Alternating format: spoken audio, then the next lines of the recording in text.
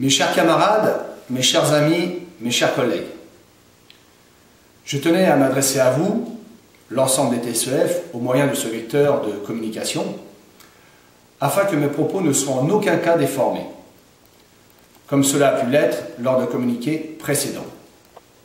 Dans ce cadre-là, nous pouvons parler d'expression directe. Pourquoi cette intervention, me diriez-vous? Tout d'abord, pour rappeler que le Syndicat national des personnels techniques et paramédicaux de Force ouvrière du ministère de la Défense est un syndicat libre et indépendant.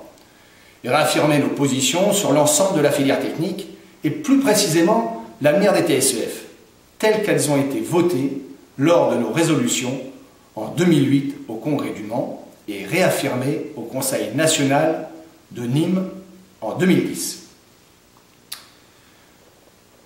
Nous ne voulons en aucun cas, tout au moins ici, faire l'historique ou démontrer la paternité de notre action, de ce qui nous lie tous ensemble à IFO sur le passage des TSEF volontaires en catégorie A. Il me semble important d'être entendu de tous et par tous sur ce sujet, être très clair sur nos positions, ainsi qu'il nous paraît important d'être présent lors des diverses réunions, afin de montrer notre farouche opposition, ainsi que l'ensemble des arguments pour spécifier au ministre et au DRHMD l'erreur de ne pas vouloir respecter le vote du CTPM de juillet 2010. Force ouvrière se trouve bien seule autour de la table pour faire pression contre notre administration. Oui, seule. Parce qu'en aucun cas, nous avons été contactés par les autres fédérations pour nous associer à l'intersyndicale. Alors, dans ce cadre, nous avons décidé de prendre nos responsabilités et agir, faire aboutir coûte que coûte notre projet initial, tant critiqué par les autres organisations syndicales en 2009, qui au final ont voté pour au CTPM, tant mieux, me diriez-vous. Mes chers camarades, mes chers amis, mes chers collègues, voilà la réalité. Maintenant, il sera bien difficile pour nous et pour vous d'admettre qu'il n'était pas question d'électoralisme. D'ailleurs, je vous invite à vous intéresser aux prochaines élections issues des accords de Bercy. Vous comprendrez mieux la mise à l'écart de certaines organisations syndicales.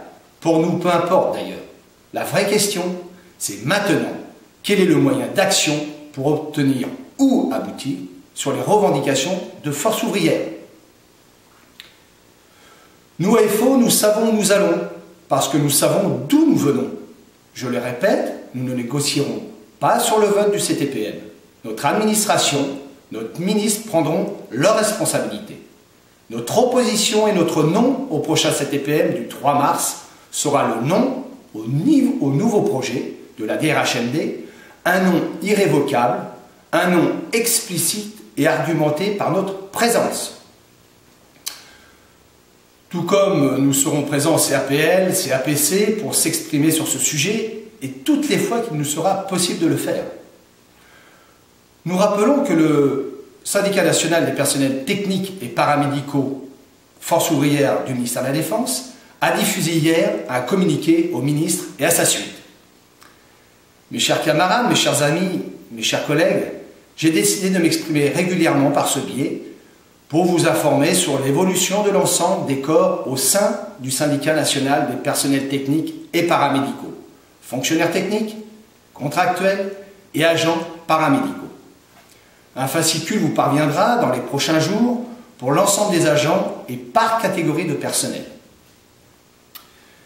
Mes chers camarades, mes chers amis, mes chers collègues, je vous invite à continuer le combat comme vous le faites aujourd'hui localement, par région, mais surtout au niveau national. Alors, quel est notre moyen d'action? Vous, et vous tous, soutenus par la Fédération, pour un combat commun et de masse. Notre réussite est dans la détermination. Le combat est celui de l'ensemble des agents de la filière technique, ATMD, TMD, TSEF, IEF, qui sont tous impactés par le NES. Je vous dis donc à la semaine prochaine.